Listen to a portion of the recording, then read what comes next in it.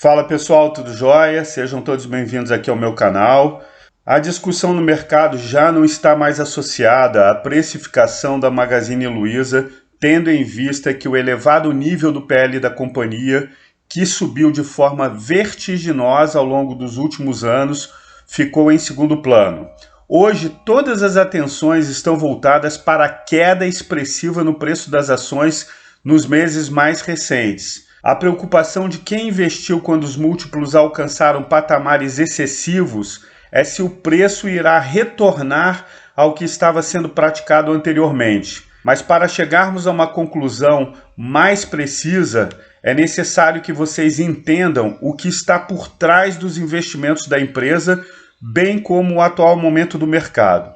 Todos nós já sabemos que após a reestruturação, a Magalu não parou mais de crescer, gerando constantes resultados positivos. Entretanto, esse crescimento da empresa tornou-se desenfreado e o preço das ações acabou alcançando valores estratosféricos. Na esteira dos acontecimentos, a empresa surfou a disparada dos negócios realizados, principalmente durante o primeiro ano da pandemia, e gerou uma forte expectativa aos acionistas. Bem, todos nós já sabemos que a Magazine já estava aumentando os investimentos no segmento digital há um certo tempo. E colher os frutos desse trabalho prévio que havia sido feito era algo bastante natural e previsível.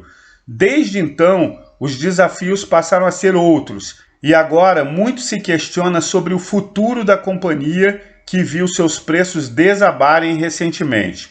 Eu sou Marcelo Teófilo e o episódio de hoje do Impodcast é se o futuro continua sendo promissor para os investidores da Magalu. Então, se esse assunto é do seu interesse, se inscreva no canal e ative as notificações para você ser informado sobre os novos episódios. E se for possível, deixe o seu like para contribuir com o canal, afinal os conteúdos são sempre produzidos e preparados com muito carinho e atenção para vocês, tá bom? Importante destacar, gente, que esse vídeo não se trata de uma recomendação de compra e nem de venda do ativo, tá joia? Vamos lá. Muito se fala sobre a capacidade das empresas que fazem uso de plataformas digitais gerarem caixa robusto, porém precificá-las tornou-se uma grande interrogação e acredito que continuará sendo por um bom tempo. Não custa ressaltar que o próprio Alasca, fundo que sempre teve expressiva participação na Magazine, já se desfez de grande parte de seus ativos, reduzindo significativamente a sua posição acionária. Claro que essas idas e vindas do fundo estão sempre muito relacionadas, muito associadas ao grande conhecimento que a equipe de analistas possui das operações da Magalu. Todo esse conhecimento pode tranquilamente levá-los a carregar uma nova posição caso os preços sigam nessa constante queda, justamente por eles perceberem uma boa oportunidade para a entrada.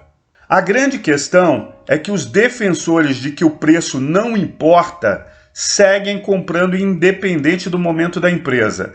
Assim, quando muitos falavam que o preço da ação estava extremamente alto, um outro grupo continuava estimulando a compra do ativo e discordava da posição dos demais diante dessa posição mais conservadora. No entanto, o futuro a Deus pertence e imaginar que nós seremos capazes de identificar o preço que a empresa pode vir a alcançar é sempre uma grande ilusão, uma utopia. De certa forma, sou até um pouco pretensioso afirmar isso em alto e bom som para todos ouvirem, em redes sociais ou grupos de investimentos. Particularmente, eu pertenço ao grupo dos que defendem a ideia de que o preço importa sim, e tenho razões claras para esse meu posicionamento. Por isso mesmo, eu acho que logo de início é bastante válido nós olharmos para alguns indicadores da Magalu que eu considero bastante importantes e que eu vou destrinchar nessa minha análise para vocês. E porque eu sempre reforço a importância do investidor olhar para os gráficos e números de uma empresa. Porque muito embora o céu seja o limite para toda e qualquer companhia, afinal, toda empresa deseja crescer cada vez mais. Porém, existe um ditado que diz que do fundo do poço os ativos não passam. Sendo assim, eu prefiro manter os pés no chão e sempre analisar com muita cautela os fundamentos de cada empresa.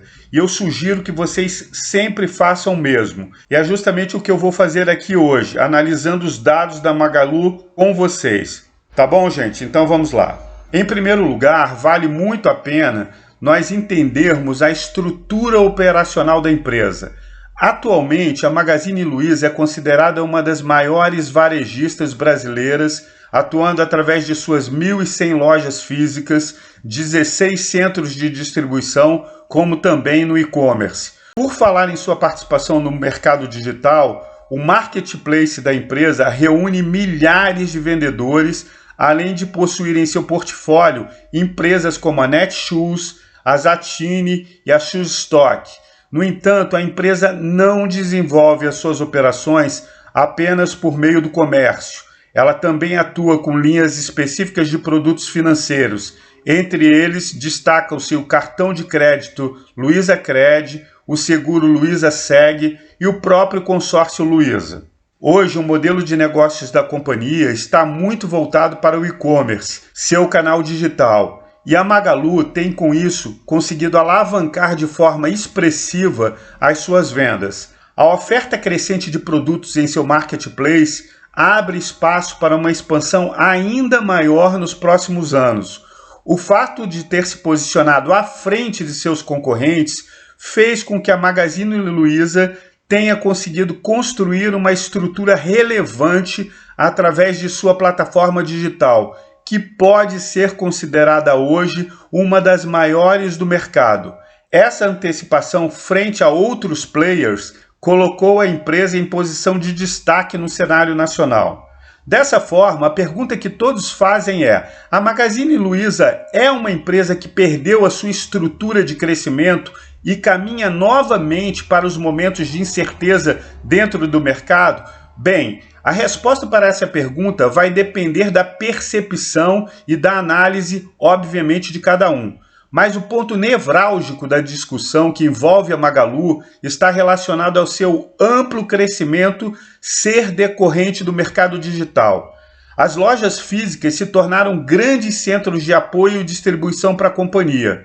E com isso, a empresa ganhou demasiadamente em termos de logística. O resultado foram os inúmeros benefícios alcançados com essa inovação, entre eles uma base de clientes cada vez mais ampla e sólida. Olhando para o gráfico, fica claro o sucesso da reestruturação da empresa desde 2016, como também a seguir pode-se ver a queda vertiginosa do preço das ações. O ponto principal é que os mais céticos acreditam que a fase de bonança da empresa irá enfrentar muitos desafios nesse pós-pandemia, justamente porque os concorrentes começaram a se posicionar de forma mais agressiva em um segmento de mercado extremamente competitivo e que somente as empresas com uma estrutura muito robusta conseguem sobreviver nesse mercado.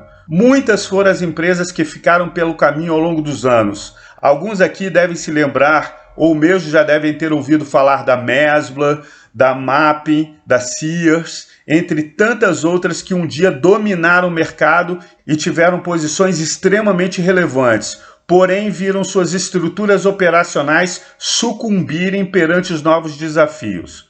A empresa segue apresentando bons resultados e a prova disso vocês podem observar no gráfico. O lucro líquido voltou a subir, superando os resultados de 2018, contribuindo para mitigar as fortes perdas registradas ao longo de 2020.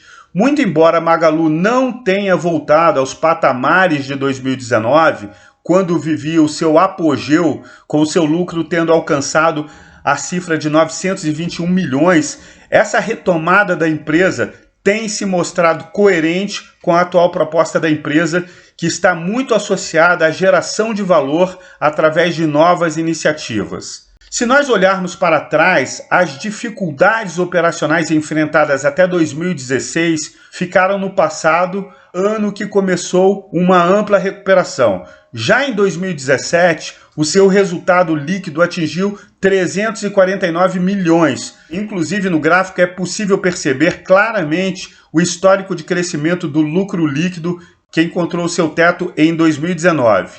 Aqueles investidores que acreditaram no potencial de reestruturação e realizaram aportes naquele período viram os papéis da companhia se multiplicarem por mais de 100 vezes, gerando um crescimento extraordinário e elevando o ROI desde então.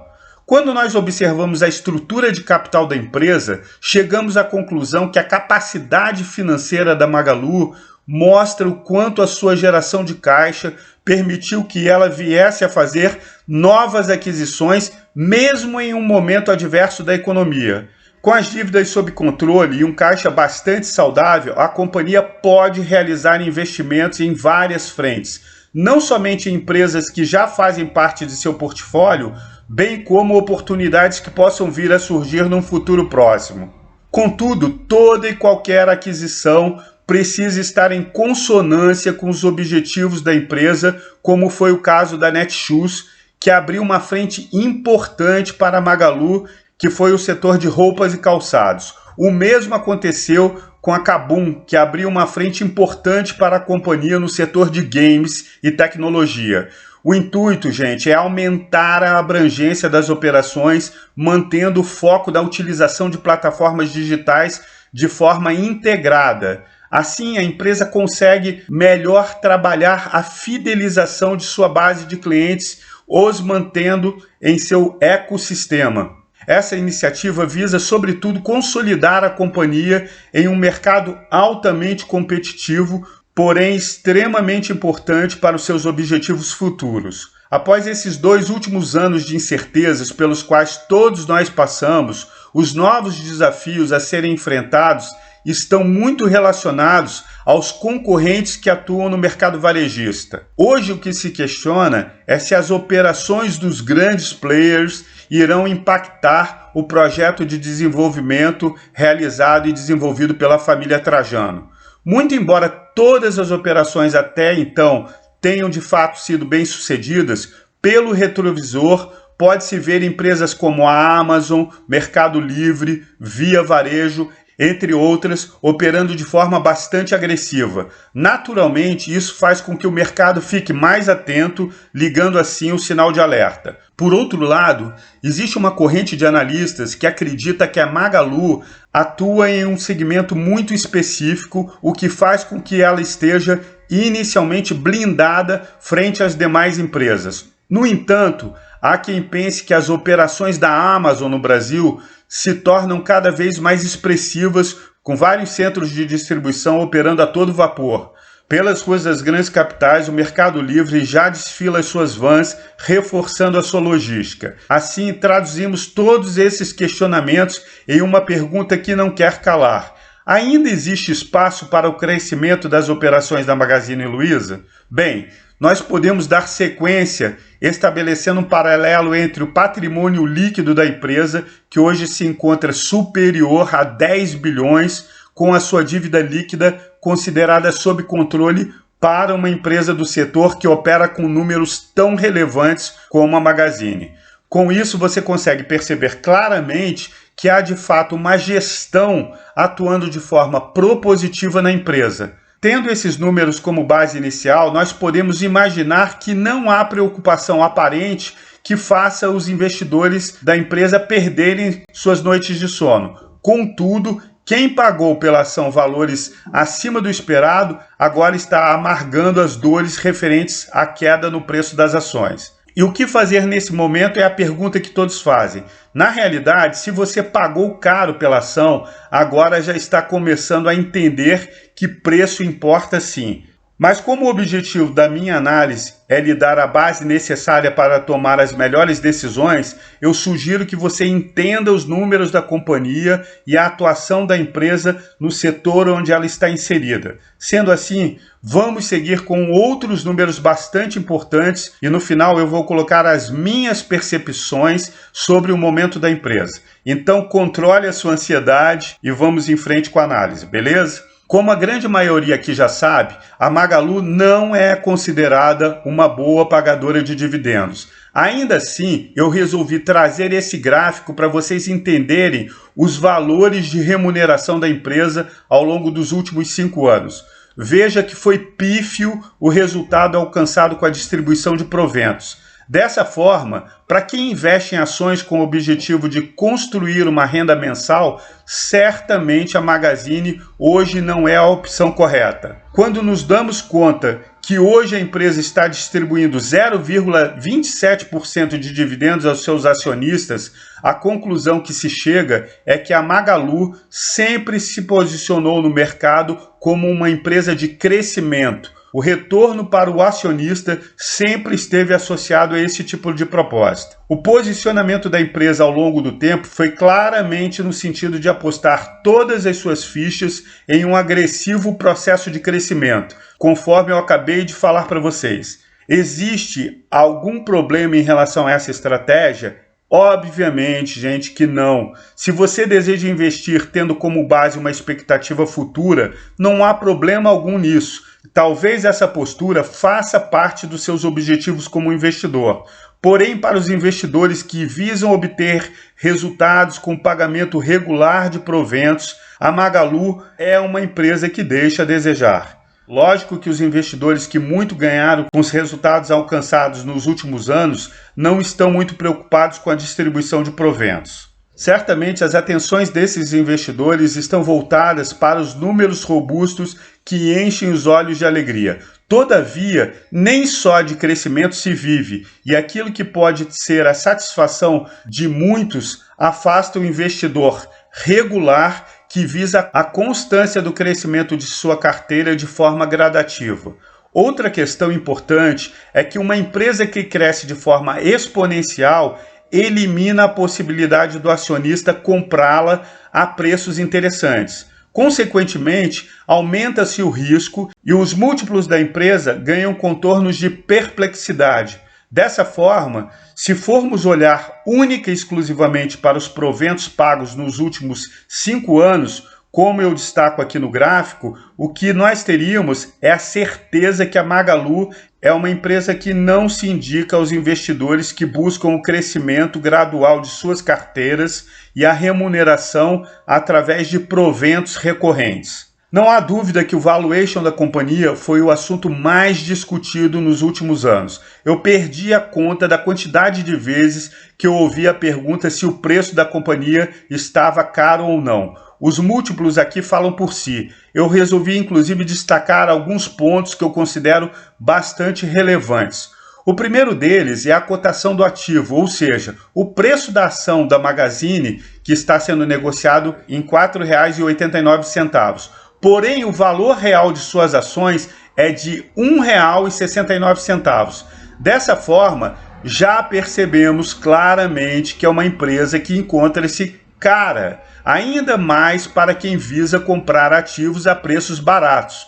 Outro aspecto relevante e que reforça essa informação é que o PL da companhia, ou seja, a relação entre o preço e o lucro, hoje está em 55,87, um número extremamente alto. Por fim, eu resolvi incluir o preço sobre o valor patrimonial, atualmente em 2,93, que fecha esse campo inicial sobre a questão do preço do ativo. Gente, nós não podemos nos esquecer que houve o desdobramento do preço da companhia. O desdobramento sempre causa dúvidas no investidor iniciante, trazendo essa falsa sensação de que o preço ainda não está esticado. E soma-se a isso o fato de que a companhia atua em um setor que opera com margens extremamente reduzidas, o que expõe ainda mais ao risco o investidor, tendo em vista que pequenos detalhes relacionados à gestão podem impactar de forma significativa os resultados.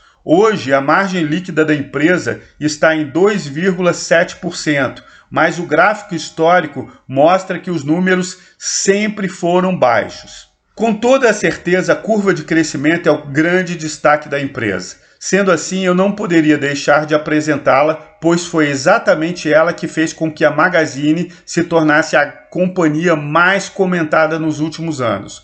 Mas como vocês podem observar, da mesma forma que houve um crescimento vertiginoso, a queda no preço das ações seguiu as mesmas proporções. E o índice atual vem tirando o sono dos investidores.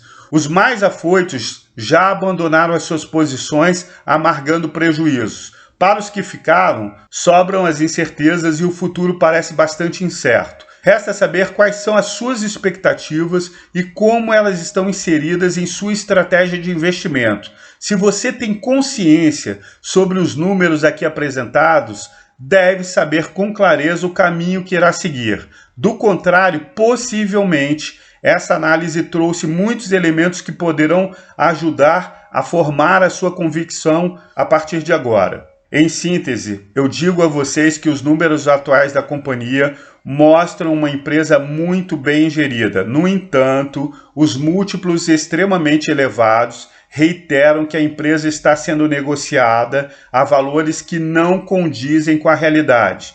Os dividendos pagos não interessam a investidores que buscam consolidar as suas carteiras com um sólido projeto de recorrência. As baixas margens do setor, sempre muito espremidas, acentuam ainda mais o risco operacional. Dessa forma, qualquer investidor que esteja muito concentrado na companhia está mais exposto às incertezas. Por essas e outras, eu sigo afirmando que a Magazine não faz parte do meu portfólio, por tudo aquilo que eu aqui apresentei, bem como está inserida em um setor que não me agrada como investidor. Eu tenho muitas ressalvas em relação ao varejo. Ainda assim, eu prefiro outras empresas que atuam nesse segmento de mercado, mas eu falo sobre elas em outros vídeos. Bem, gente, eu espero que vocês tenham gostado desse episódio do InPodcast e se você ficou com alguma dúvida, deixa aqui nos comentários que eu respondo para vocês, tá joia? Também deixa aqui nos comentários e escreva se você investe na Magalu e quais são as suas percepções sobre o atual momento da empresa. Por fim, se inscreva no canal, como também ative as notificações para você receber os novos episódios. E se for possível, deixe o seu like, deixe o seu joinha aqui no vídeo, combinado? Gente, super obrigado, um grande abraço, até o próximo vídeo, valeu, tchau!